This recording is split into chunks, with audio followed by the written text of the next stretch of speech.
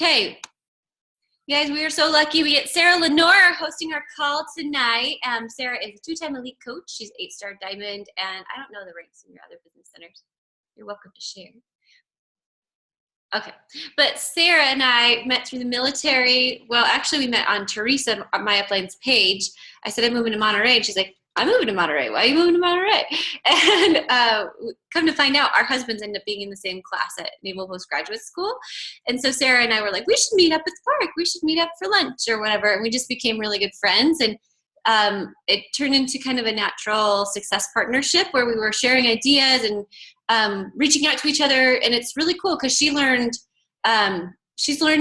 from different mentors than I have, you know, in the business. And so we've been able to share our talents and suggestions. And she's really good about systems and organization and takeaways. And that's what she's going to be teaching tonight. And I'm way more like the breathe belief into you person, the preacher teacher juxtaposition. And so when we get together, it's good because she'll say, that's all fluffy and nice, but how do you implement that? And I'll say, that's really great teaching tools, but it's boring. So we are able to kind of gel. And we went to leadership and got to sit by each other and hang out, work out together, just like old times. And it was so fun. And this is one of the coolest things about this business, guys, is you never know who's going to come into your life and really make an impact. And it started off as us wanting to swap business ideas. And then we end up hanging out as families all the time. We celebrated, I think, Easter together. We'd go running together. The kids would go to gymnastics. And we just became friends because we have the same values. And that's what you find. It's really cool. So I'm going to be quiet and let her take over.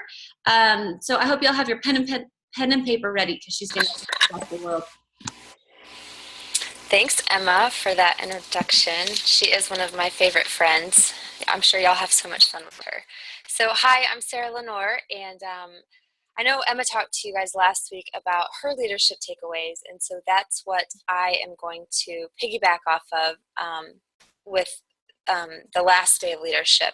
And if you guys don't know, which I'm sure you do, but this event is just one of those coveted events that every coach should strive to get to go to, especially if you're a business building coach. And the takeaways are insane. Your brain becomes mush at the end of the weekend. And it's hard to even retain all this. So bear with me as I try to gush it back out to you guys because it's stuff that I want you all to know. So I'm specifically going to be talking through and about Melissa McAllister, her presentation. And then there was a panel on Tough Love with Micah Folsom, Chris Reed, and Elizabeth Harkey, who is our top coaches in the company. And they were talking more about specific actionable things. So like Emma had mentioned, you know, I think y'all heard from Allie Epham last weekend and the belief in the box and the journey and that mindset and belief mentality. And so this is more of that concrete, like, now go do it. Now here's the action steps of how you can love your coaches, but also give them that tough love too that everybody needs. And maybe you're not, you're not there yet, but maybe you're that coach that needs the tough love. Instead of you dishing it out, you're the one that needs to kind of accept it or own it, if you will. So I have a presentation. It's nothing special. I'm, like Emma said, I'm not the fun, creative one. So let me share my screen and I'll pull that up. Okay, so you are fun and creative. Just so you know, you get down to business. Okay, I haven't done this in a while with Zoom, so bear with me. I think I do slideshow. I probably have to share my screen first. That would be the smart thing to do. Can I share my screen? Yeah, so look down at the bottom where it has that little green box with the arrow going up. Okay. There you go. Okay, cool. And then... Perfect. Now it'll go to slideshow. Okay, there we go. Okay. Okay, so Melissa talked about, can everybody see that? Thumbs up? Cool. Okay. Melissa talked about her getting started right process. And for those of you that are new coaches, maybe this is something that you can start implementing. And then if you're, an experienced coach or you've, kind of been doing this for a while, then it's stuff that you can take and, make your own. But she is one of the highest, has one of the highest retention rates for coaches in the network, meaning she brings people into her network, into her community, on her team, and they stay. That's awesome, right? That's what you want. You want to bring bring your tribe and hold on to them and keep them. And I know that's what Allie was talking a lot about on the call that Emma did last week with, taking care of your people so that they want to stay, they want to come back, that retention. So she shared her getting started right process for her new coaches and what works for her. She uses a 7-part email process through an active campaign. I'm assuming that's an email platform. I use Aweber for my email newsletters and stuff, so I know there's a ton out there. I'm not sure what Emma and her downline uses, but she uses active campaign, a 7 email process, and it's sent every other day so that it doesn't get bogged. Their email doesn't get bogged down with like email after email after email. So I thought that was kind of clever, every other day. And she actually has a follow-up system for them if they don't open them. So if the first email goes out and it tells her if they open it or not. If they haven't opened it, then she sends a follow-up email. And if they haven't opened the second or third email, she sends a text and says, hey, just seeing how it's going. Have you been getting my emails? And then if they haven't opened the fourth, she gets on the phone with them and she's like, what's going on? You signed up for this, kind of reminds them of their why, that conversation. And she said that she doesn't get on the phone with every new coach because I don't know how y'all run your coaching, what are they called? I'm drawing a blank. What is coaching groups? I don't know how y'all run those, but she does very active ones, and she'll get on the phone with everyone that comes to them to follow up. And so that's where they talk a lot about the coaching experience and then the next steps for getting started. So she doesn't always have the getting started right call with everybody. So she uses that fourth check-in as reaching out and getting on the phone. So the first email is her welcome video, and it's just that. It's like, welcome to the team. I'm your upline. We're here to have fun, kind of a little bit about who she is, and then expectations. And I think that's key, is getting the expectations out there, because you never want to put too much on a new coach's plate, but you also want to set them up to know what to expect so that, it's out there. Because if you don't set those expectations, you as a upline can get walked over and be stuck answering tons of questions and all that kind of stuff. So you always want to put your expectations out there. These are, words from Melissa. Words from the wise. Her second email is the training that is available to these new coaches, whether it's, coach basics training or social media training. Obviously, if they're a new coach, it would probably be a new coach training, but she puts the trainings that are there for them. So she gets a lot of fitness professionals because she's a group fitness instructor. I think she might be a personal trainer too, I'm not sure.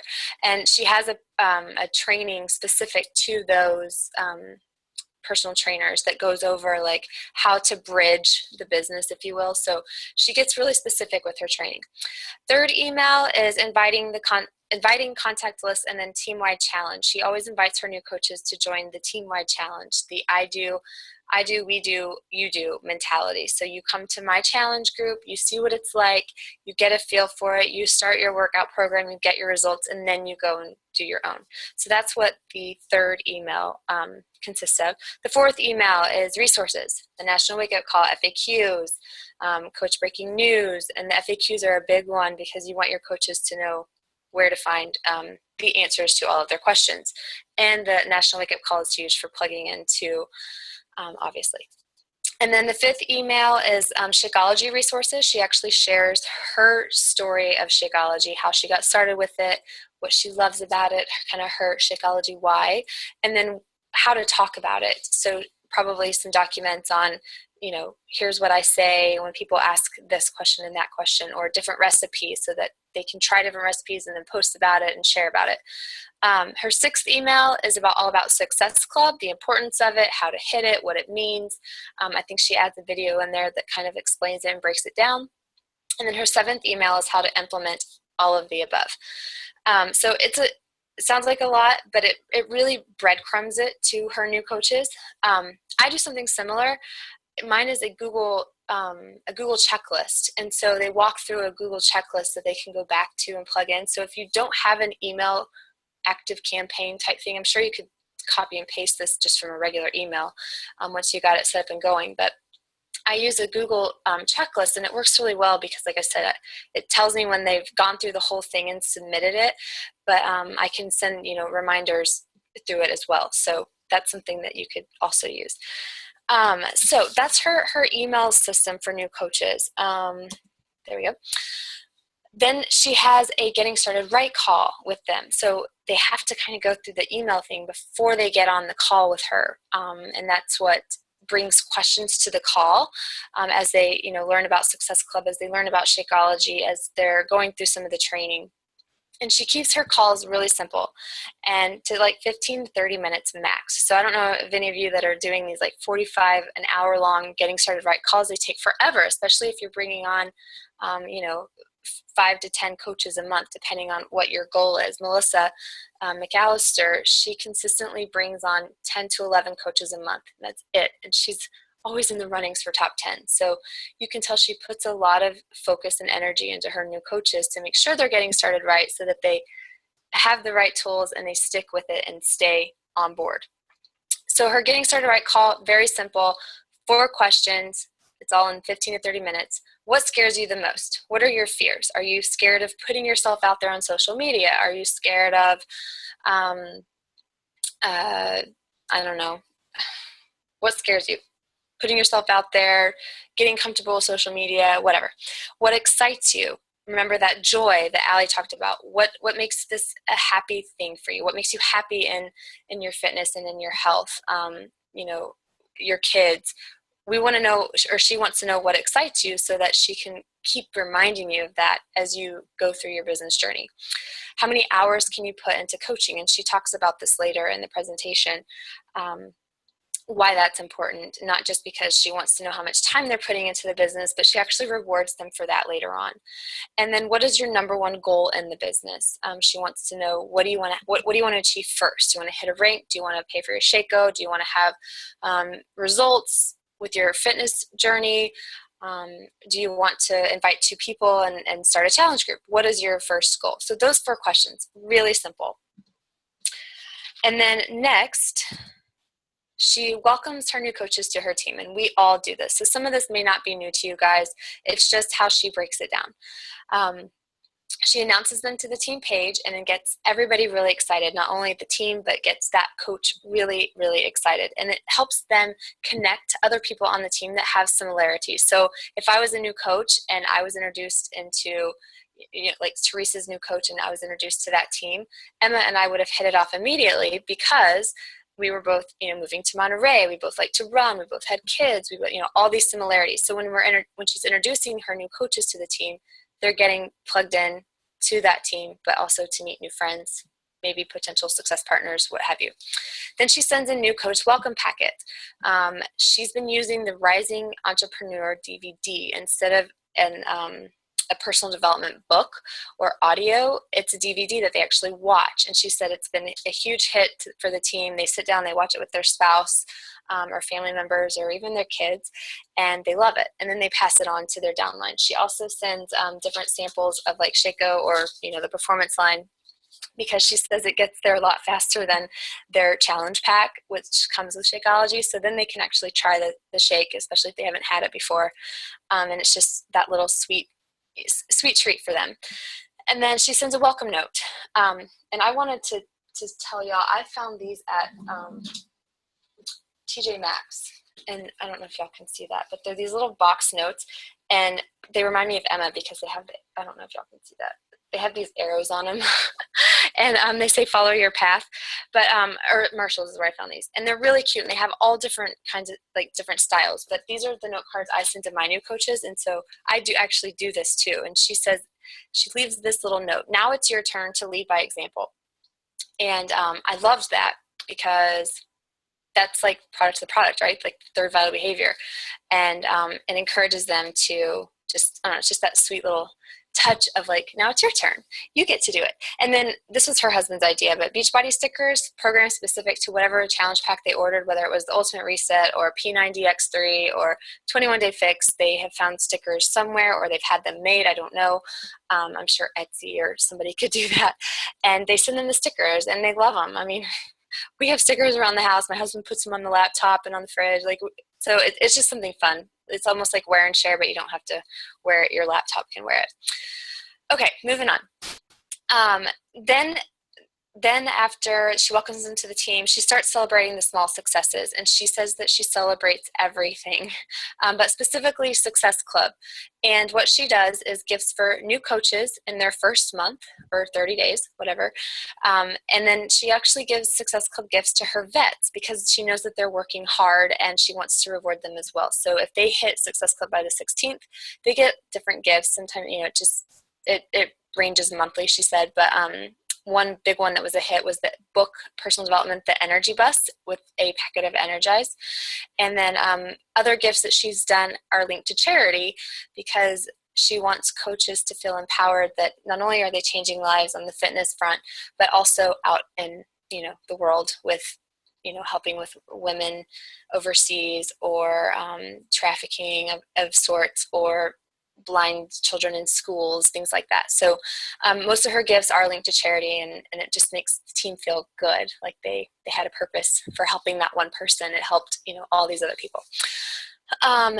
Shout outs for everything. She lives that fourth thought behavior like crazy for everything, and I know we all do that. We're all big on shout outs. So those are just a few examples of what she shouts out her team for: joining the team Success Club, going to Summit, being earning your ticket to Summit, being a Success Club starter, an all-star, I misspelled legend, rank, Team Cup winners, Beachbody Challenge winners, getting the CEO call with Carl, different PV goals, and then anything happening in life, having a new baby, getting married, losing weight, non-scale victories, all that kind of stuff that she recognizes for.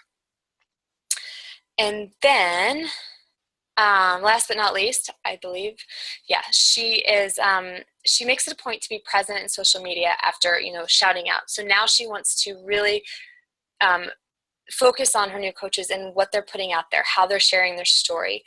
And she either is reassuring or she's redirecting. So she's reassuring their story. She's giving them that confidence that they need. Like, yes, keep telling more, keep sharing this. This is good.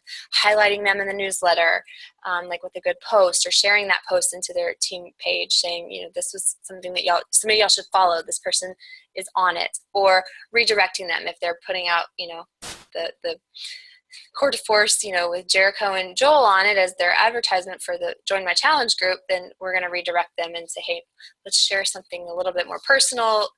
Why don't you try doing the workout? Y'all know, that kind of thing.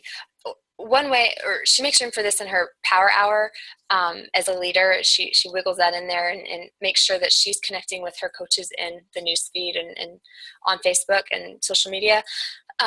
One way I've done this, and y'all may already know this trick or tip, I create an interest list for all of my new coaches. I actually do it for my diamonds and my new coaches so that I can stay plugged into my top 20%, right? And then with my new coaches that really, might be struggling with social media. And if you don't know how to make an interest list, I can show you guys, at another time, or you can Google on YouTube, but it helps keep it really organized. It pops up in your newsfeed with just your new coaches, whoever you put on that interest list. So it's easy to just run through, like posts, comment, engage, and give them some love. Okay, she watches the back office and she teaches her new coaches that, hey, you need to be doing this too. Every Tuesday and Sunday, go to your back office and just poke around and here's some things that you can look for and watch for. But she's also letting them know that she's their guardian and that she's going to help them not fail, because that's one of the, the biggest things to overcome as a new coach is that fear of failure. But she shows them how to fail forward, and that mistakes are going to happen, that ranks are going to get lost, that people are going to go inactive, that orders aren't going to ship, yada, yada. So she kind of really teaches them the back office because she wants to create that dependency later on. And then team culture, which I thought was cool. And I believe Emma has a really awesome team culture with Soar Nation. But they use a team hashtag, and it's called, or the hashtag is Leave It Better. And she actually had a funny story because she wanted to use I am the pudding, hashtag I'm the pudding, but nobody got it. And she's like, why don't y'all get that? It's the proof is in the pudding. I'm the pudding. And so she's like, we went with leave it better. And I like that because you join the team, you have a conversation, you go have a meal, you always want to leave it better, whatever it is. Leave it better than when you started with it. And so she encouraged, everyone to have a team hashtag that they use, whether you keep it the same every month or change it up each month to make it fun. And then put your team brand everywhere. So just brand yourself, tanks and shirts and hats and swag and all over in the Facebook groups, and just make that team culture fun and exciting and everywhere, she says, and it will help people want to be a part of that and that team atmosphere. So so that's a little bit on Melissa's presentation with getting your new coaches started on that right foot. It's her plan and process broken down into simpler terms, if you will. And then the next thing I wanted to share about was the presentation on tough love with Micah Folsom, Chris Reed, and Elizabeth Harkey. And they were a panel, so they set up on stage in a panel format, and Doug Moss, the corporate rep, just kind of pinged them with questions. They didn't really know what was coming at them, but they knew it was going to be regarding, giving your coaches tough love. So here's some things that they talked about, and I'll kind of run through that real quick. So they talked about being a mentor and not spoon feeding coaches. So whether you're a coach with other coaches on your team, you're an upline, or if you're a brand new coach that just got started, or you're kind of in the middle, you have to learn to not spoon feed your coaches everything. So for example, I created scripts and I created templates and all of that stuff. So my coaches have access to that, and I encourage them to use it, but I encourage them to put it into their own words.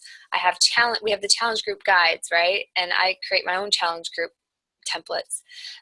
But what I've been doing is creating like word banks, if you will. So post banks for challenge group templates, so that they're not getting to go in and copy and paste verbatim. Here's day 1, here's day 2.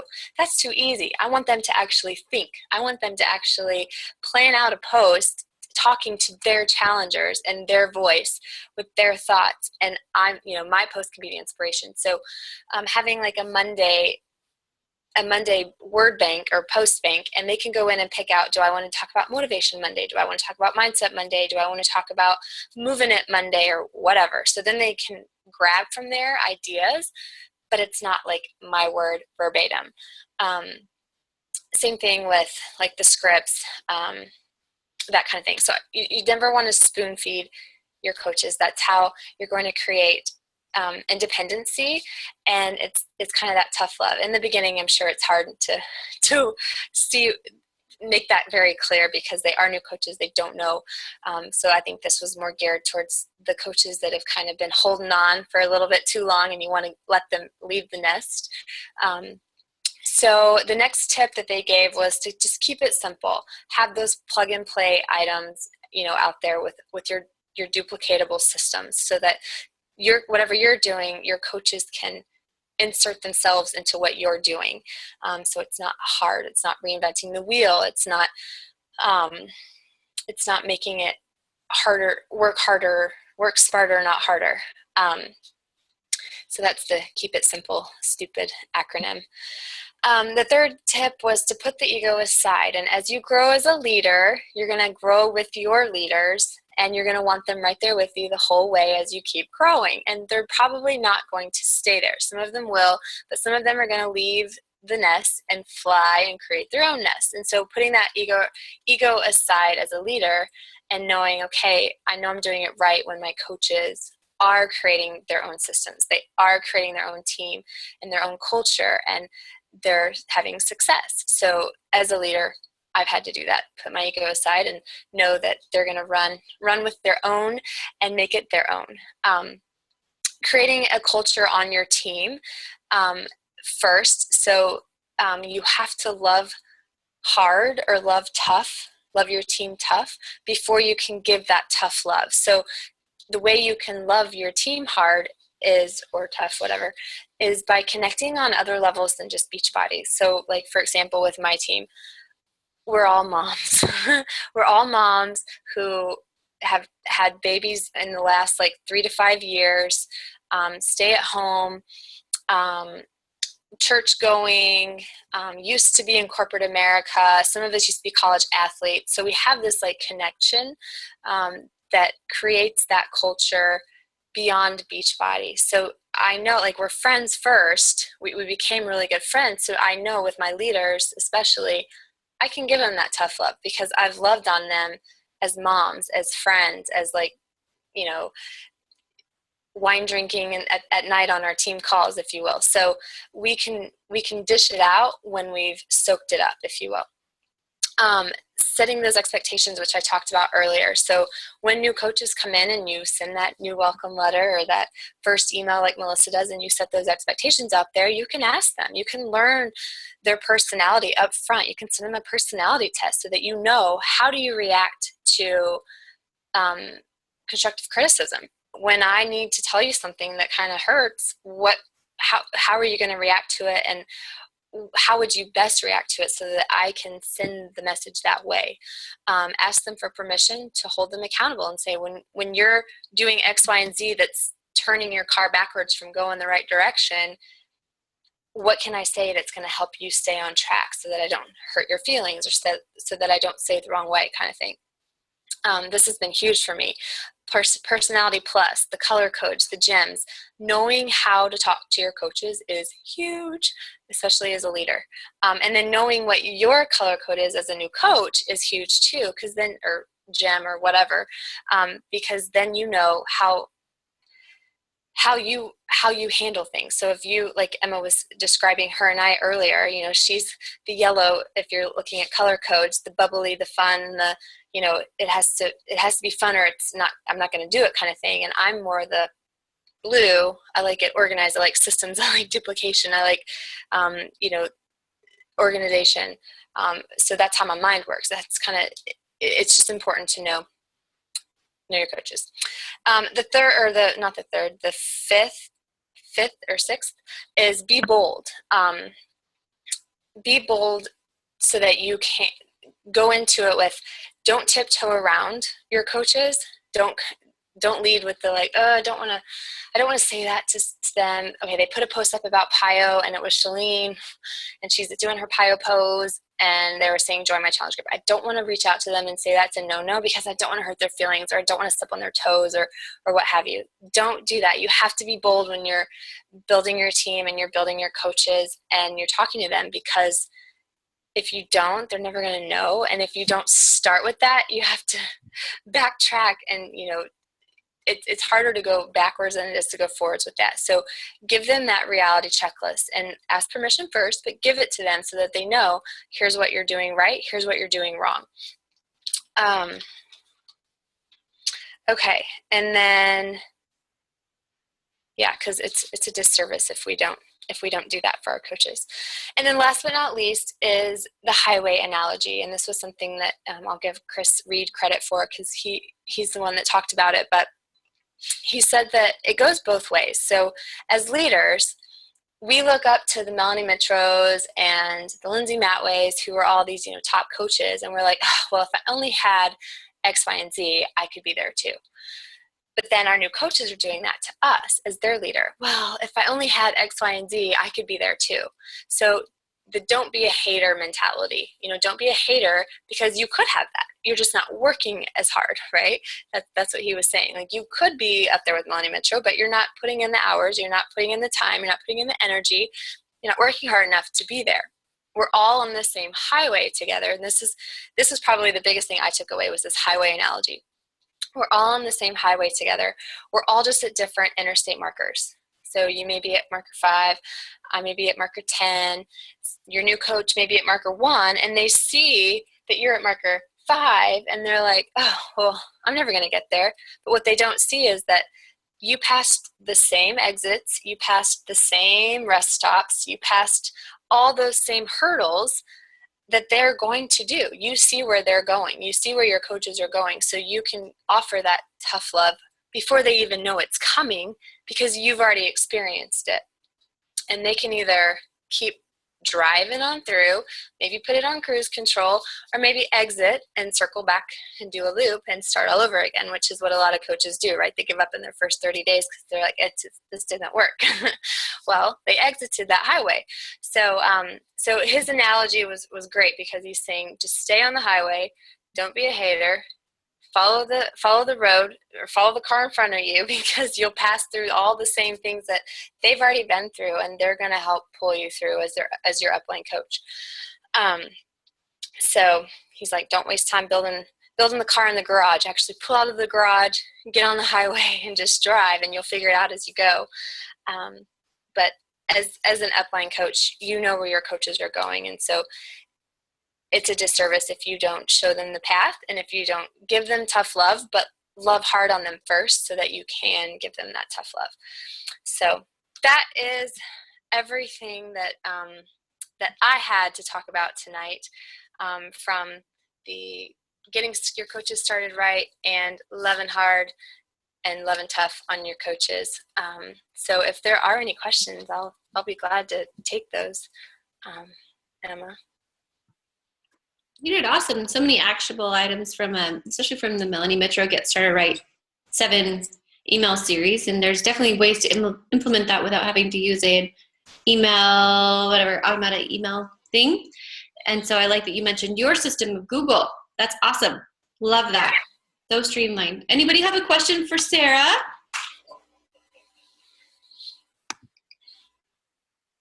Oh, and I'm sorry, I couldn't see the chats. Good. Okay. No questions, but I thought it was really great. Thanks, Sarah. Yeah, you're welcome. I mean, there is so much amazing stuff at